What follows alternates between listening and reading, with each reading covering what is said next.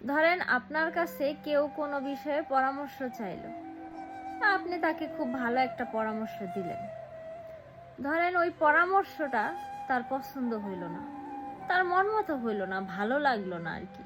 সে যেরকম চাইছে, মানে যেরকম একটা পরামর্শ চাইছে সেই রকম আপনি বলেন নাই। তখন সে মনে মনে ভাববে কি জানেন, যে আপনি মনে হয় তার খারাপ চাইতেছেন, তাকে খারাপ বুদ্ধি দিতেছেন। আপনার সেই পরামর্শটা তার মোটেও পছন্দ হবে না।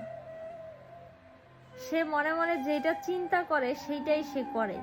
শুধু শুধু আপনার কাছ থেকে পরামর্শ নিয়ে আপনি কি বলছেন সেটা শুনে তারপরে সে আপনার বিষয়ে একটা যে কোনো উল্টাপাল্টা মন্তব্য সে মানে করে নেয় বা সে চিন্তা করে নেয়।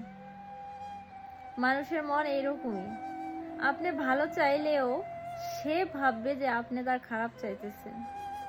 তাই আমার মনে হয় কারোর বিষয়ে কোনো কথা না বলাই ভালো। এখনকার যুগে নিজের মতো করে থাকাই ভালো।